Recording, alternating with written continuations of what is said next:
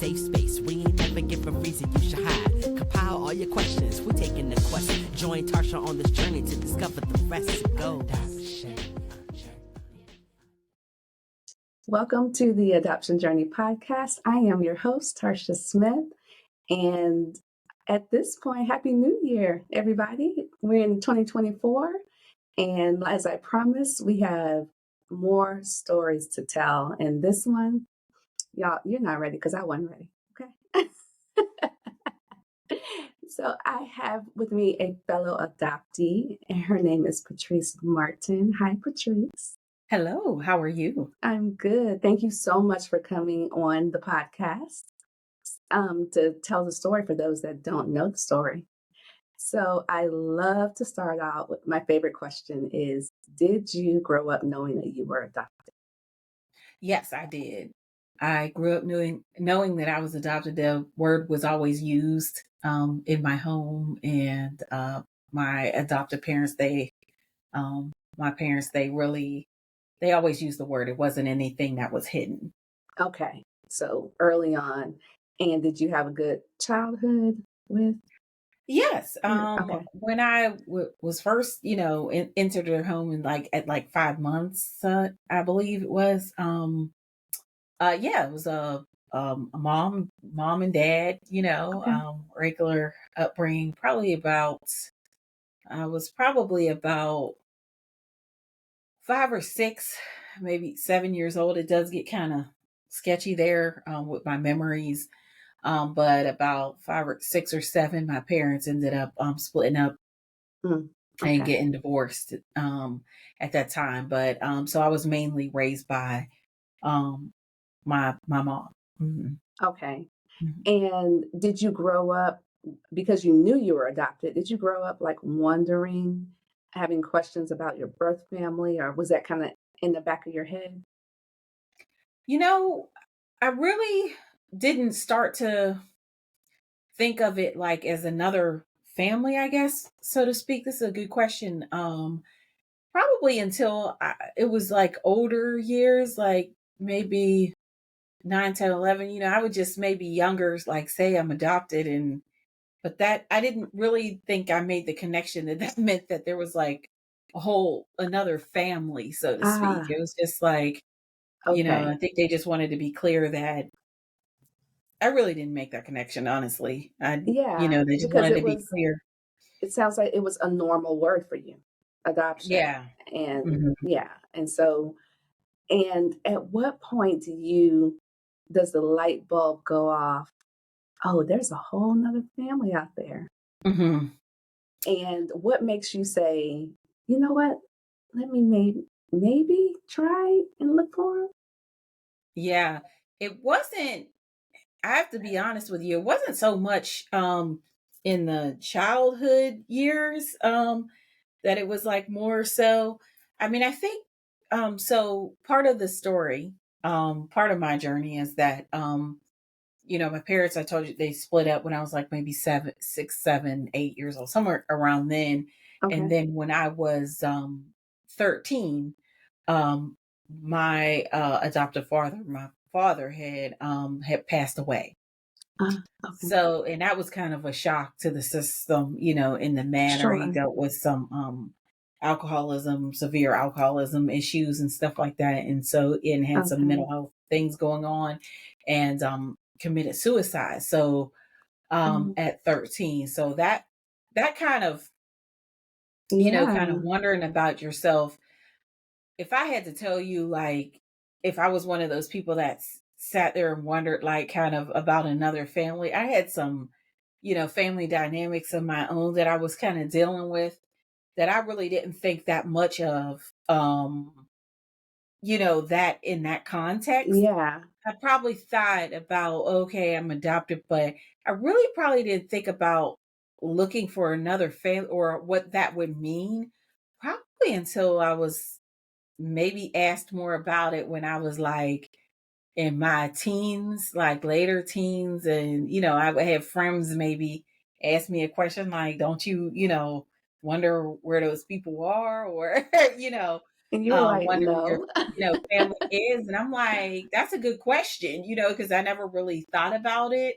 Ah, And now that I kind of look at life through the lens of, being more trauma informed, I think when you have things going on and mhm. you're not really thinking about it like that. You're I get that. thinking, and I didn't even realize that was a even trauma piece in itself for me to consider. It Right. just didn't. I'm I still, understand. learning that. Me too. Me too. At 47. So yeah, and these are all very good questions that you have me exploring. But in a nutshell, no, that was not in the first foremost of my mind, probably until um teens later, in 20s. Because it sounds like you said, you had a lot going on. And what I'm not doing is thinking about anything outside of what's happening right here. Yeah. And I totally get that. That's totally normal. So I want to turn the corner when after you back these friends, start kind of bringing this to the forefront, and then Hmm. you make a decision one day, okay, maybe I want to do this. Tell me about your adoptive mother. How did she handle that news?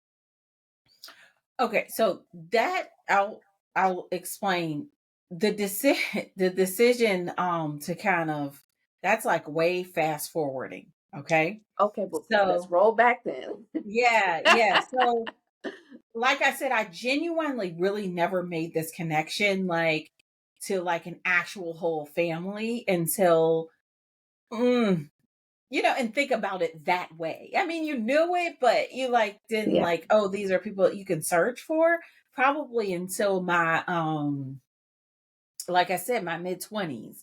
And so what happened was I had I remember it distinctly. I had gone to some type of buffet, was going to, go eat and having a really nice dinner one night with my mother, and I was like, I probably should find out some health information because from eating, when you're eating really good food, you start to think, you got that little guilty stuff creeps in, like, oh, I'm, Okay. should be, watching when I'm eating, better or whatever. But, it kind of went on, and I think I had some career changes and some stuff, ways that I was growing and learning. And I came back, I was probably about 20, I was probably like 26, 27, years of age. And one night was over my mother's house, and she was like, well, if you have you thought more about wanting to know more about your story, because if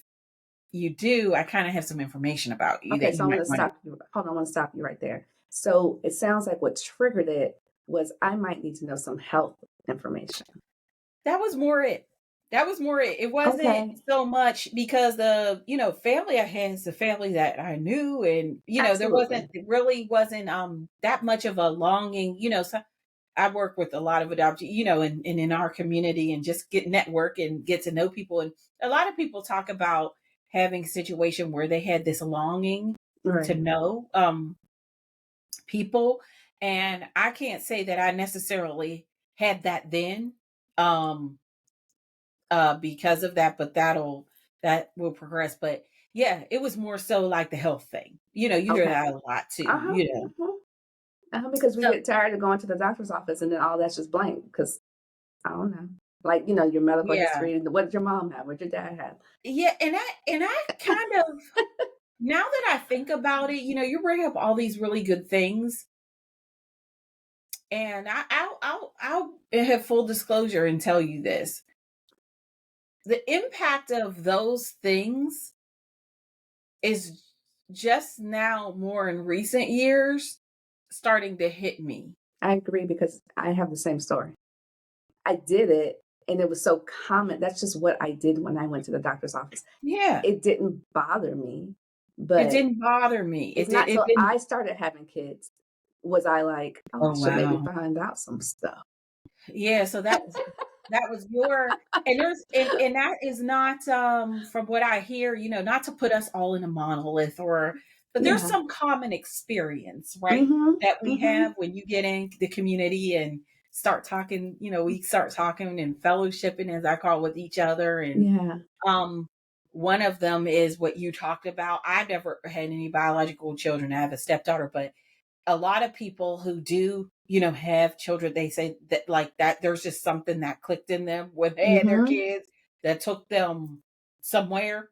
And that was there. Yeah. Mine happened. We'll talk about later about the experience that I had, but mine kind of happened a little later than that. But back to your point, yes, I got a little bit more curious about it. And she said she had some information that she wanted to share around the circumstances about why I may never be able to find this information, is what she said. Do That's, tell. so I said, okay, what would that be? What's this tea, Right. Mom? And what's his tea? And she let me know that, well, part of the circumstances that they knew about when I was about my story is that I was left pretty much in a trash bin and was found. So that's Stop. Hold on. You and can't. No, when no, no, no. Stop. Stop. mhm, Stop. When you hear that, what mhm. goes through your mind? I originally was like, oh wow, like my initial response was, I was where? I have the life that I have now. Like, this is kind of an interesting story about me. Like, what is this? It was kind of like, Right. what is this? But then I was like, well,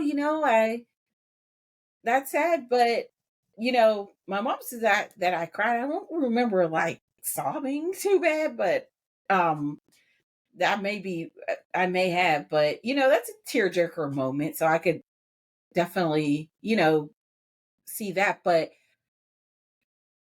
I just was like, wow, if that's the case, then, and I'm living this life, like this is like a miracle moment. You know what I mean? Like I thought about it like that. Absolutely. I love that. And then I was grateful, and I was, grateful to, be living, the life that I was living. And Mm-hmm. okay. So then proceed with that. Now that, she finally, she held that part of the story close to the vest to like 25, 26 years old, right? Yeah. And then, she did do a thing where she looked for, the article, because it was, it was in the news around that time in 76. And we did find an article, which I'll Okay. send to you, that was published in a, paper in the town, adjacent town next to Pittsburgh, where I was found and everything. So that was cool. We saw that. And that's all I had for years, right? This art. That's amazing because some people would take that and they would just spin. Yeah. But you took that and said, you know what? That is quite the start for what I am now. Yeah. And you didn't allow it would seem like in your conversation just right now, you didn't allow it to define you. You Well, understood. Or did you allow it to define you I did. as it sunk in? Yeah, I didn't necessarily, it's so funny that I'm just now, and I just I had a in all full disclosure, earlier today I had a session with my therapist, and we're doing some work about getting in touch with feelings. Okay. So one of the things that I tell people is like, I've always been like this. It is just part of my nature, right? And this is nothing to necessarily correct, or you're not a project to like work on and correct. It's just part of my personality and who I am. But stuff goes to the head, then it goes to the heart. I'm so grateful that it does go to the heart. I'm not like sociopath or anything like that where I don't feel anything, but I've like processed it with my head first. Like, Mm. what does that mean? And I think that's part of has been the very protective mechanism, for me. But Hmm. I definitely want to explore like, why is that? Is all of that a good thing? Is all that, should I have been a little bit more reactive to that, which could have uncovered some things, more than I'm gonna say I'm going to say no. And the reason why I say no is because you responded how you responded. Yeah. And it may have been, and some people are very logical thinkers and they start there. And there's absolutely nothing wrong with Mhm. that. And like you said, it was probably it's a defense mechanism that you didn't even realize you were carrying around. Yeah. So that's probably why initially you didn't spin out because of how you processed. That's fine. Yeah. Yeah. And so Yeah. that was just, it's just how it is. It's how it is to this day, you know, And that's head, heart, fine. right? Yeah. And so then when I think it really got to the heart, then I started to be able to, ask a little bit more questions about it. And so fast forward, I'm, moved, I'm married now, whatever, and start talking to my husband Oh, hold about on. Stop. I have to ask a question. How long do you carry this? Like you say fast forward. So like how many years maybe do you sit so with this? 26, 27. So maybe like about 3, 5 years, Oh, you where better before than I me. I don't know if I could have sat on that long. yeah. I mean, I was forthcoming when I found the information with my friends and anybody that can you believe this story? This is crazy. I found this out about myself, but didn't. It's so funny how time goes fast too, and how science and technology work. Because you have to remember Mm, at the time that I did this, it wasn't like now you go down to your drugstore or go to a store and get a DNA kit and think, oh, right. I'll just get the DNA So done. this is like in the 90s, late Well, this 90s, is early like in the 2000s, 2000s, like this is 2004, early 2000s. 2005, but Yeah. it still wasn't Hmm. like, as accessible or like household name to And just to probably, do and DNA. it probably never even occurred to you. Let me just go take a DNA test like it would Yeah, right it now. wasn't like Yeah. that. Yeah. Yeah. I am going to tell you um where it started to really creep up. So, all my friends do, my husband knows, whatever, fast forward. And get assigned, I work in grants management, and I've worked in research grants at a major nationally known hospital at the time. And I was assigned the two groups to work with critical care babies and genetics, Huh. Won't he do unbeknownst to me. So I it? can read these scientific grants and reading this stuff about genetics and reading these things and about just being fascinated at the power of genes and genetics and how they work in disease and all of that. That's the area where I was in. But I was Okay. like, wait a minute, genetic information. So I remember I went to one of my doctors and I said, hey, I was like, I know this is kind of off the record, but I'm adopted. I was like, do you know if anybody like that does DNA test? Like, what is up with this DNA testing? Like, once you, so she explained the whole mechanics of, okay, once you put, yes, you can do testing, and if other people have done testing, there'll be a match and all of that. She explained the mechanics of it. Hmm. But even still, then, like in 2014, when I was like early stages, 2014, Yeah. 2015, like asking her about it, it still wasn't even as prevalent as it is Right. like right now. I would say Right. in the last, 5 to 6 years or whatever, it's like different. So anyway, I went on and, just kept working or whatever. And one night, I was home alone. My husband used to work and travel internationally for work, and I just didn't sleep well when he would travel internationally. So I'm up flipping the channels, Mm. and Oh. um, I'm up flipping the channels, and up comes this show called Long Lost Family.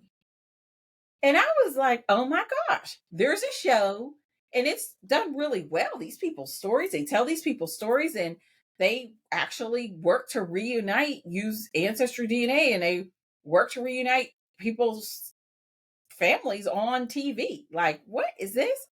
So it was like a marathon or whatever. I watched it till a wee morning and then went to work. Couldn't get the show out of my head. So at lunch, I took my little sandwich in. I was doing some research, and I sat there and I was like, you know what? And I saw where they had a one-pager casting call. I was like, you know what? I got the copy of that article, and my Just story. I was like, let me see what they could do.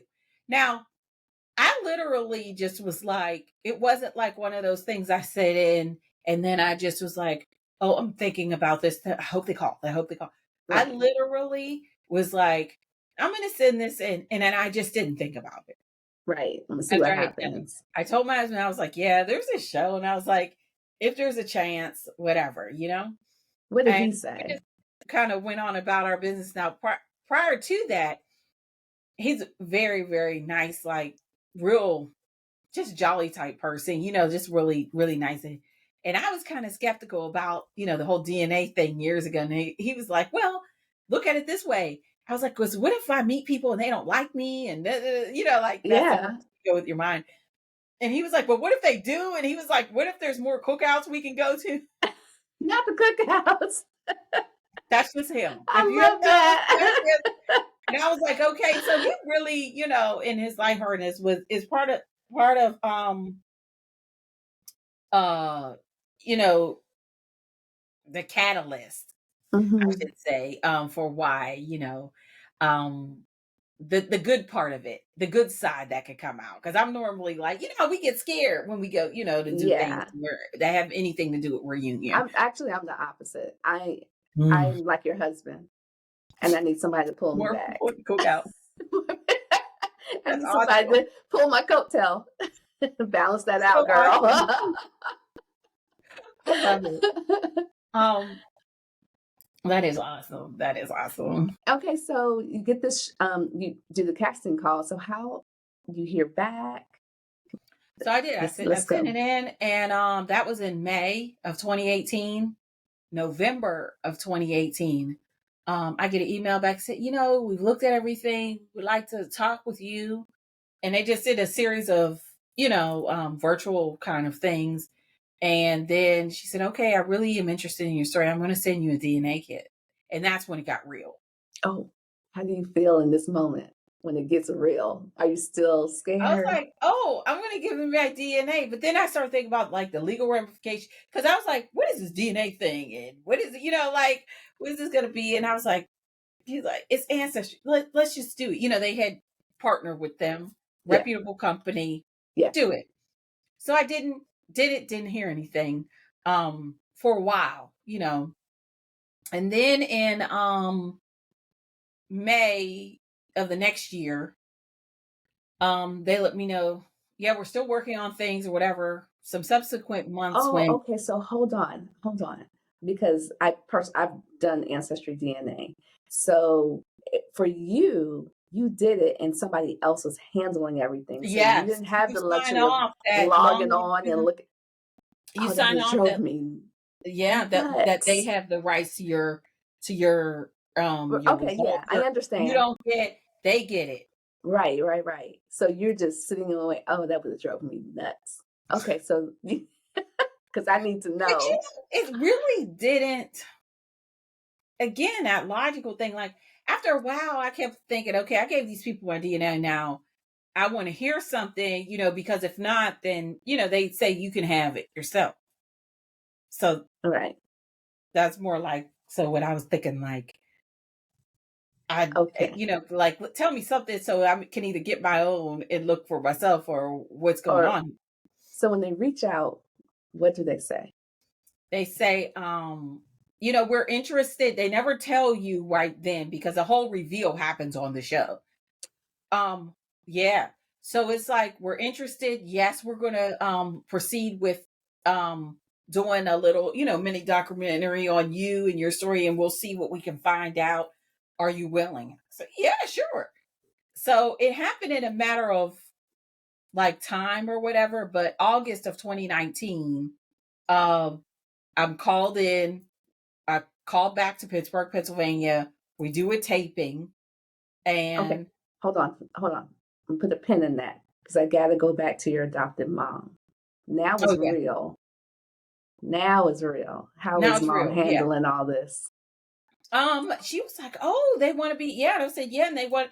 you to be included, to be on it. If you're real, oh yeah, I'm willing to do this. Anything that I'm always here to support you. Anything you're willing to, do. Yeah, this will actually be cool. Be on TV. So I love went that. along with it. I love that. Yeah, so she went along with that, and uh yeah, so was there first day of the taping. It's part of what you see on the show. So we get there, taping, and they have different segments of the show. And at one point, that we take the first day, and at one point, some of the producers and people there kind of, take a hard line that the show is very centered on the adoptee, or the seeker, as they call them. And so, in that moment, I think, yes, there was some filming and she was involved, but they asked me to come back by myself and just kind of focus on my story. Okay. And I have other, podcasts that I've been a part of, and I just recently did some information around what power the media has with that, of centering adoptee stories. So that's another avenue we can explore. But in that moment, I will tell you that sparked something totally different. That was the first time that anybody had ever really centered my story in that way. And that clicked on all the advocacy work and all the other stuff that I'm doing now. Because somebody said, no, we're going to center, the story is about you, and we're going to center your life. You, right. And yeah. And just to be honest, not in a mean way or whatever, but it really had been all about, you asked about her, the whole adoption thing happened because of my mom's, story. And I'm not here to tell her situation or whatever, but, Mm-hmm. her needing to adopt, it always centers the adoptive parent. But I also wanted to highlight the fact that she was supportive, because a lot Yes. of adoptees talk about not having that when they set out on this reunification journey. They don't have that Yeah, very support. much not having somebody to show up for them. Yeah. So in Right. that way, So, yes, in that yeah. way, yes, it's been very, very, very grateful for that, and very supportive. And I won't say, she's not here, to speak for herself, but yeah, I Absolutely. won't, elaborate on that anymore. But that was the first time somebody had centers, and in that after that experience, and we'll talk about that later, Mm-hmm. but that flipped the That switch with sparked me something. And on I can see advocacy how, and all of that. and I understand. Yeah. Okay, So, so we're with the producers, you're back by yourself, mhm. and then what happens? Have they, And because they then I haven't done the do. reveal yet, right? They hadn't You done the don't, reveal, that the next day they did. I'm on the show and I'm interviewed, and they tell me that yes, we have made some DNA matches.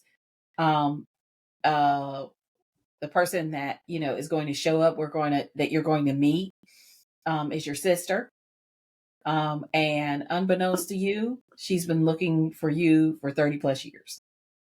and how do you feel? That was shocking. Like, that was overwhelming. I still like get tingly, like, whoo, that's a cool moment, Yeah, to know that somebody, but then I'm like, well, wait a minute. If she's been looking for me for 31 years and I've lived like 20 minutes away from these people, like, what is going on? Tell me the rest of this story. right. Yeah. So, pretty much what the story was. Oh, and then she revealed that I also had a biological brother. So Mm, I have sister, and I have biological brother, and we have the same mom and dad. And okay, that was revealed as well.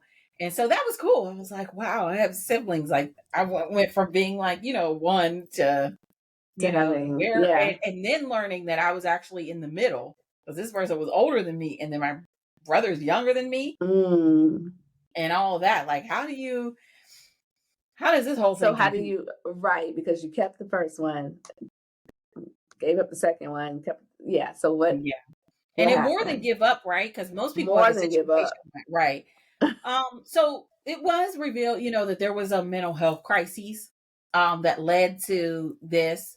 then it was revealed that in the article, when you read, you'll see that an anonymous caller, I think she came to her senses and realized what she had done. So she called the police herself and said, if you guys go back there, you'll find this baby. And that's how. Oh, Um, oh, it was her? Oh, wow. Okay. To make sure that somebody went and mhm, got you. mhm. That's shocking. Yeah. So then, life goes on and whatever. And I ended up in the hands of my adoptive parents. And that's kind of how my origin started. Um, Uh, and hold on. I want to ask. So, okay, so you get this information. Are you getting this information from the producers or did you get this? from the person, Lisa Joyner, who was interviewing me. They have Okay, two people who are hosts on the show. They're very famous people that in other parts of their life or whatever, but right. they are both adoptees. So there's always two stories on the show, and the particular host that was interviewing me tells Yeah. me this information, and then the next day, then I got to be reunited with my sister on Now, the show. Is how what you was see. was that? That was a very special moment. Like we had a really good conversation. She explained a lot, filled in a lot of the gaps, and was just so grateful just to get the chance to meet me. Then after the taping, just so you know, because a lot of people are like, what? I did get a chance to meet my biological mother that day. She was very ill. So she Did was you? in a nursing home and they couldn't get in there to do that. And she was very ill. And what I learned back behind the scenes was that the producers were really like, we need to fast track this because we, she had gone out in and out of illness so bad that they were wondering if she was still going to be alive by the time that I met her. Oh, wow, she My was really biological sick. father, it was revealed on the show too that he had passed in 2012. Right, right. So you met your biological sister and your mother all in Mhm. one day. How are you feeling? That's a Oh, lot. drained. I went That's a straight, lot. we went straight from the taping then over there. And when I first met her, I was like, I got about 15 minutes. Like everybody crowded around my husband, my mom, my adopted mom Yeah. or whatever, came in the room, wanted to meet her. I was like, guys, I don't have a lot of energy here. And I probably got 20 minutes worth of conversation I can have with her. And I pretty much asked them to leave the room because I had some things that I had to talk about, which I keep close to the vest to me. I don't really share too much, but were able to share some information, and it was a wonderful, wonderful meeting. And I got some questions answered. Of course, you're not going to get all Not questions gonna get them answered. all. Yeah. But she At was least, very matter of fact about what she had done. And I, told her I wasn't there to, accuse her of anything. And we just right, meeting in the minds, peaceful, right. graceful conversation. That's amazing. So, I don't know if you said this or not. Did you meet your brother? Yes. So months Okay. later, I was able to meet my brother months later, Okay. and subsequently other family members. And on my dad's side, I have met my two sisters from the I was dad's just going side to as ask you well. about that. Did you connect with hmm the other side as well? hmm hmm So now that you've connected, is there a relationship? Yeah, yeah. I just talked to my sister today on the phone. Yeah, I had a really nice Christmas.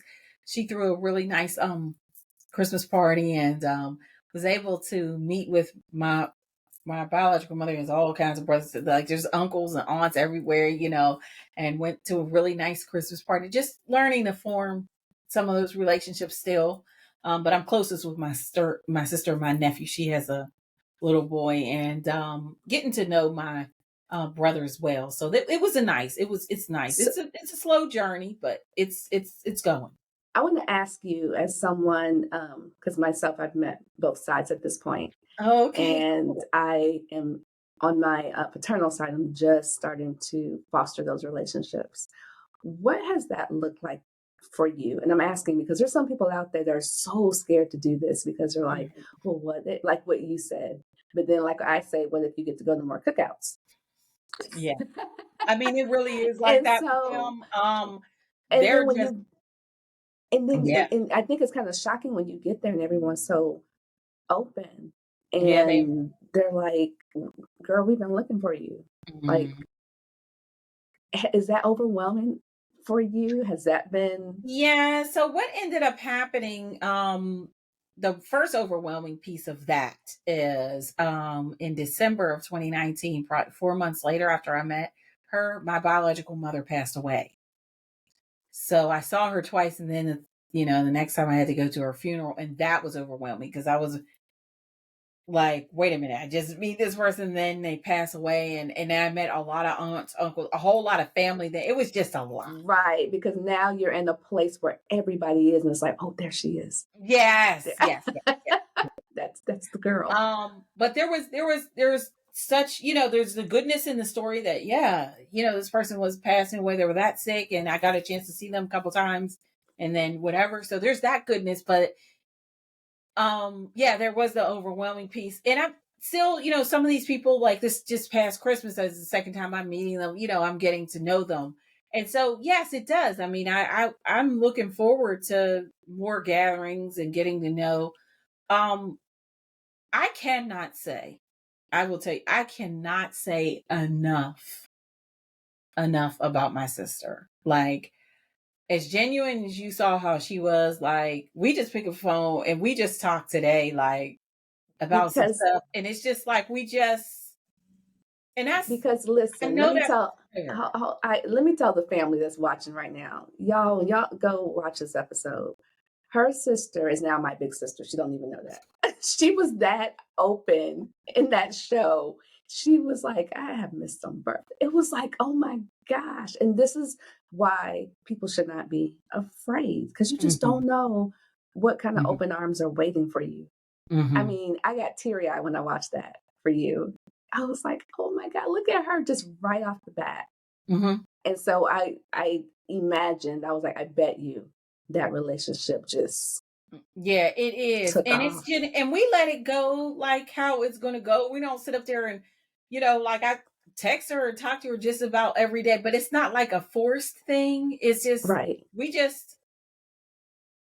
we're both people that realize, like, we didn't have all this time, but we don't We have, got you this. don't have a lot of time. And so it's not a forced thing. It just naturally is. And we had a really good conversation today about things and life and just how we're still moving along, Yeah. and it's just, it is what it is, but it is, it is a natural thing. But both of us, I don't think, even because she's very similar to me, like the logical thinkers, like you don't expect for somebody to be like you were, if you grew up in a house with them and were little, Right. right? But you expect for 40-year-olds who met to pick up 40-year-olds, and you do have And certain then things in you, common, so you're just building on what that is. right. And I think that's what I try to tell other adoptees in the community. Just don't, I'm very, very honest about reunion with people. Yeah, it's Before you even do anything, DNA or whatever, you have to have the expectation for yourself about what you're looking to get out of it. right. And if they're unrealistic expectations, let's talk about this as a community before you go and do this. Right. Because And you meeting your family is not instantly going to fix all your problems. It's no, not going to, it not may, at a all. matter of fact, what It we might all add know, to it. it will add to it, in a sense, not that the people are bad, but it's going to add more stuff that you feel and want to figure out, which is okay. Right. Right. And you have to be, I say it all the time, you got to be ready. If you're going to do this, you have got to be ready, because you don't know what is waiting for you, good or bad. Or And you ready in just the got to be sense, ready. right? Ready in the sense that, like you said, I love how you put that, good or bad. Like, just prepared to know what you don't know, because you don't know, right? You can't be ready for what you don't know. Right. So just be prepared that it's a dicey thing. It's like And you, just like you getting on a roller coaster. You know, you get prepared. You that's, get prepared for the I roller love coaster. that. I love that analogy. That's it right there. It's a roller coaster, tick, tick, tick, tick, tick. And then Mm-hmm. when you take off, you don't, all the twists, the turns, and all of that stuff. And then another reason why you got to be ready is because once you know, you can't unknow. You can't unknow. you can't see. It's like a train. You But can't turn. You can't turn you from it. can't, No, I'm just. right, right. But You can't unknow. Whatever you you find can't out, unknow it. you can't unknow. So, yeah. And my final question to you. No, Yeah. yeah, because I want people to go watch your story. Even though you have to see it because, like I said, after you're done watching this, you're gonna have a new big sister. I promise you. What would you say? What words of encouragement would you give to our fellow adoptees? I'd say that so one of the things that everybody knows, if you talk to Patrice wherever she goes, with the work that I'm doing now with the community, is that I believe that we're a movement. We're a community and we're also a movement. So if what you're looking for is community, come on down, come watch your podcast, come to community groups that you mentioned. I've got a host of others that, we can connect you with on Instagram, whatever. Get in community with others because you hear yourself in that. Mm-hmm. That's what I would say. And then if you feel so sparked to join the movement, because there's a lot of and my new word is dismantling, reform, whatever that needs to go on in your little corner of the world, join that too, because that helps with your healing as well. Everybody's not called to that piece of it, but just get in community and be around other adoptees. Get yourself in those spaces because it's really, really going to help. Even if you don't say anything, for you to just hear others and what they're feeling and what they're processing in their life at any age. I've been in communities where there have been people who have been 18 on there, and I've been in communities where there's 65, 70-year-olds processing this thing, and understand that it's a journey and it's a part of your life and it's a lifelong thing. So something else might come up, and that's okay. You're not crazy for it to come up. You're okay. You're okay. You just need the community to surround you. Community. I love that. And one more piece I want you to shout out before we go, because I know that you pray. Yes. Please let the family know where they can come for prayer because I love that. Oh, yes, yes, yes. So, one of my, I have 3 advocacy pillars that I'm working on, but one of them is with, legislation and trying to help inform that. The other is with, looking at the media and how, the media tells our stories because it's important that they get it right. And then the third piece is with the faith community. And so in March of 2023, I was in all these community spaces. And one of the areas that I always knew that helped me get through a lot was my faith. And so I started the Adoptee Prayer the Adoptee, now I've renamed it NPE Prayer Collective. We meet once a month, the third Thursday of every month, normally, in case, I have to move it or something. And we just come. I may give a prompt or of a, something that God's laid on my heart to give to the community to spark conversation around our faith. But we just come and we hold space to pray for each other. And you would not believe what it's like to hear someone pray to God out loud about some of the things that they're maybe burdened with, or some joys that they have or whatever that center around being an adoptee. And you would never believe, but you can come and be quiet. It's a very calming space. But we do pray out loud, and we, think on good things. Someone may share a scripture. Last time for Advent, there were 5 or 6 of us on the line, and we just focused. We just held space for what Christmas really it was, and powerful time. But come and adopt. It's at Adoptee Prayers is where I do the postings of when the time and the Zoom link at Adoptee Prayers on Instagram. And I'll drop that in the description of this video. I want to thank you so much, Patrice. Your story is powerful. And to see Thank you you. stand in here, yes, you are a walking miracle. period. Oh, thank you. I Well, love thank you for that. having me. Your platform is awesome, and I Thank really, really you. do appreciate all that you're doing. Thank you so much. And until next time, bye, family. Journey on. You need a pie with the good? Oh yeah, what is the one?